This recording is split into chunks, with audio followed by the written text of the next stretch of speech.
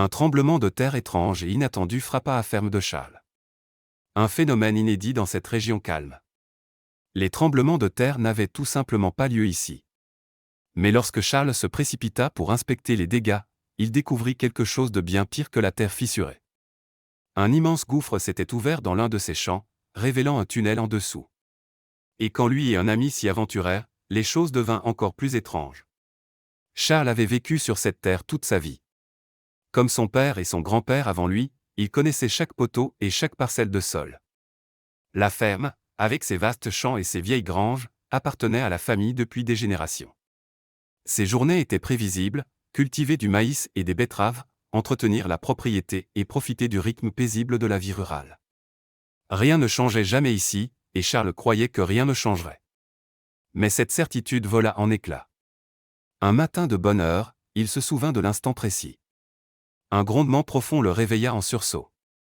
D'abord, il pensa à un orage.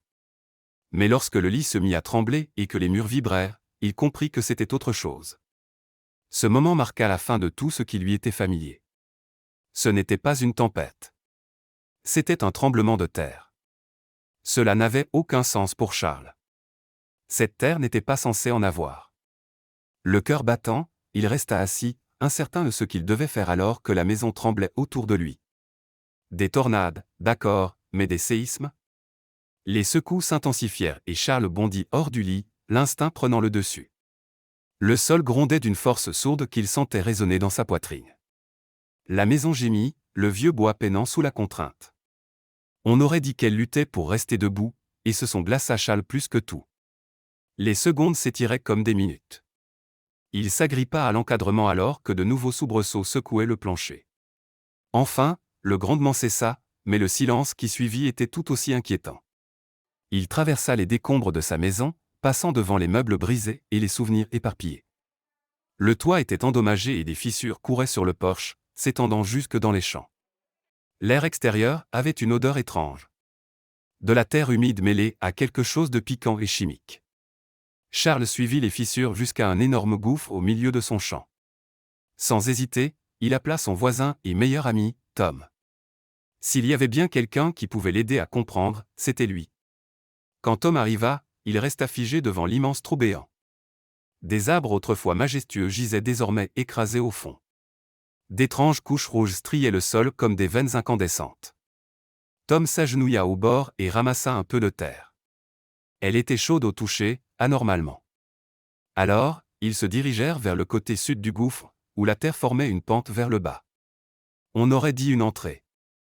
Charles hésita, puis décida qu'il devait savoir ce qui se cachait en bas. Prudemment, les deux hommes descendirent. Le sol se dérobait sous leurs bottes.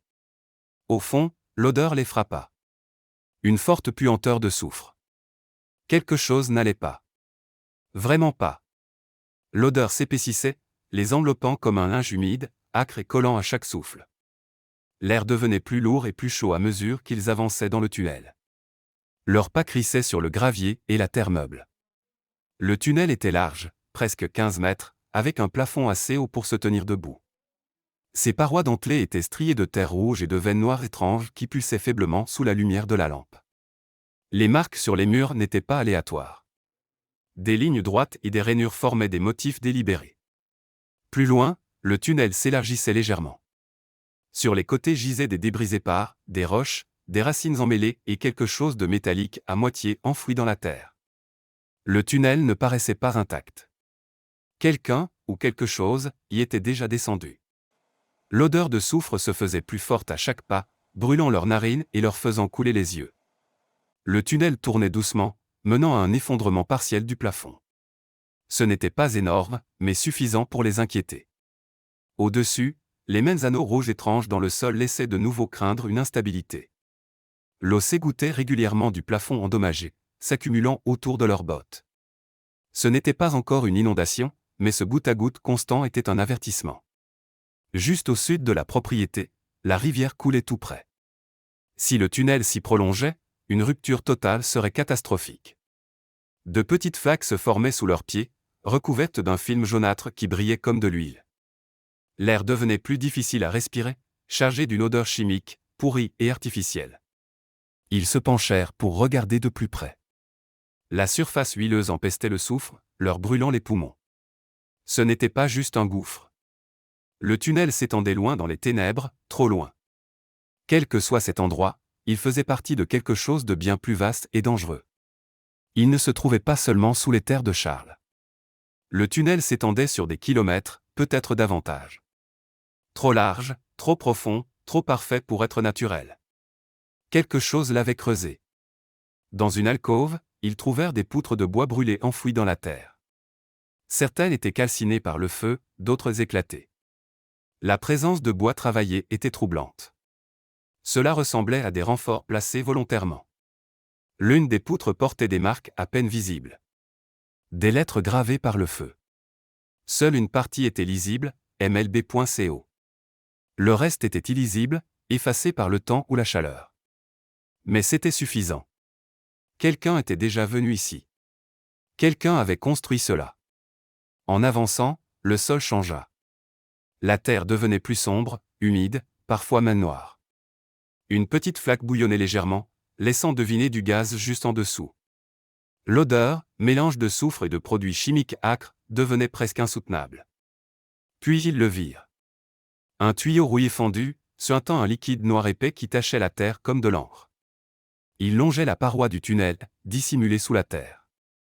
Quoi que ce fût, cela n'avait rien à faire sous une ferme, et ce n'était certainement pas sans danger. Ils suivirent le tuyau sur une courte distance, passant devant des débris métalliques éparpillés. Le schéma était désormais clair. Tout ce système avait été construit. Ce n'était pas un accident. L'esprit de Charles s'emballait. Sa terre avait-elle été utilisée à son insu, et dans quel but? Plus ils avançaient, plus l'atmosphère devenait oppressante. Les parois du tunnel étaient désormais humides, dégoulinant lentement. L'air était chaud et étouffant. Puis un son survint, un faible bourdonnement, grave et régulier, résonnant dans le tunnel, mécanique, rythmique. La vibration se renforçait à chaque pas, pulsant sous leurs pieds. L'endroit n'était pas abandonné. Quelque chose fonctionnait encore là-dessous. La tension s'épaississait. Ils ne le dirent pas à voix haute, mais tous deux ressentaient la même vérité dérangeante. Ils n'étaient pas seuls. Finalement, ils s'arrêtèrent. Le tunnel s'étendait à perte de vue, mais après un dernier regard, ils firent demi-tour. Ils reviendraient, mais pas sans préparation. En repartant, leurs pensées tourbillonnaient. La poutre brûlée portant les initiales MLB était le premier indice solide. Peut-être une société, peut-être une couverture. Ils avancèrent prudemment, évitant le sol meuble. L'odeur de soufre s'accrochait toujours à leurs vêtements. Leurs bottes laissaient de profondes empreintes dans le sol du tunnel. À l'approche de la sortie, les pensées de Charles s'embrouillaient. Les outils, le tuyau fuyard, la structure dissimulée, rien de tout cela n'avait sa place sous sa terre. Arrivé au sommet de la pente, il jeta un coup d'œil en arrière. Ce tunnel n'était pas seulement un trou. C'était une porte vers des secrets enfouis depuis longtemps. Désormais, ces secrets étaient dehors. Ils remontèrent à la surface, les visages et les vêtements couverts de terre. L'odeur de soufre planait comme un avertissement invisible. Ils ne remarquèrent pas ce qui s'accrochait à leurs bottes, mais ils auraient dû. Quelque chose d'autre était remonté avec eux. Charles et Tom marchaient en silence vers la ferme, leurs bottes crissant sur le gravier. La lumière du matin avait grandi, mais elle n'apaisait guère la tension qui flottait dans l'air. Leurs pensées allaient trop vite pour être exprimées. Enfin, Charles prit la parole.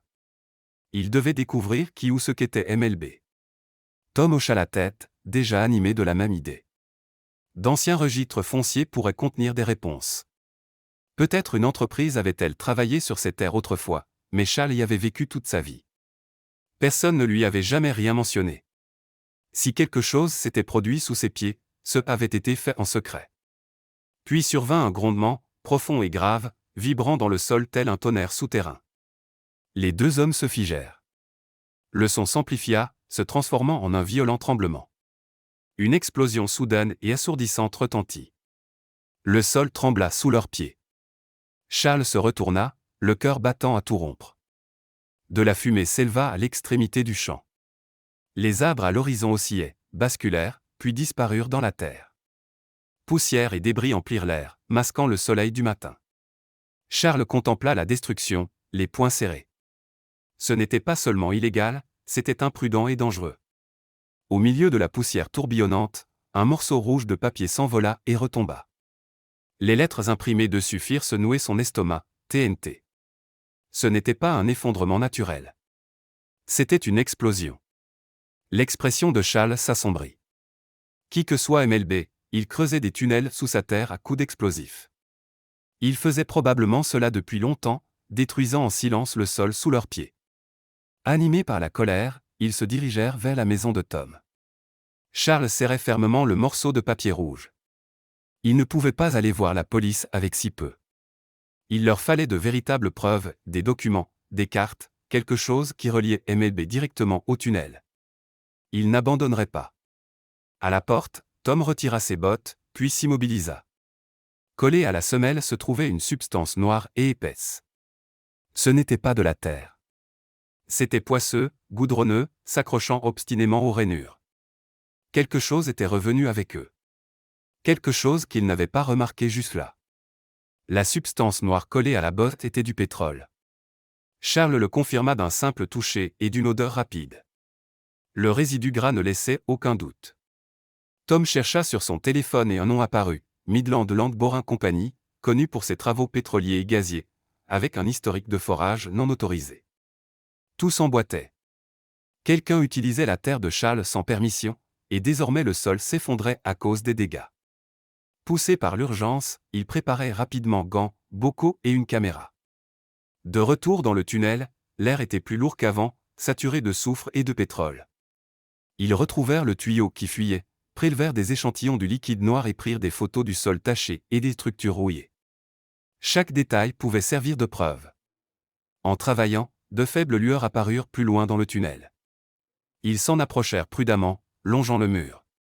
La lueur devint plus forte, révélant une énorme machine pompant du pétrole à travers des tuyaux fissurés. Des ouvriers en combinaison bleue passaient d'un panneau à l'autre, concentrés et inconscients d'être observés. L'opération était active et désormais exposée. Les mains de Charles tremblaient tandis qu'il prenait photo après photo de la machine, des tuyaux rouillés et des ouvriers en uniforme MLB. Ils travaillaient en silence, concentrés sur la collecte de preuves. Une fois qu'ils en eurent assez, ils reculèrent prudemment et sortirent du tunnel. Leur prochaine étape, le poste de police. Au commissariat, le shérif examina les preuves, photos, échantillons de pétrole et vidéos. Conscient de la gravité, il passa quelques appels. En quelques heures, des officiers arrivèrent à la ferme de Charles, armés et prêts.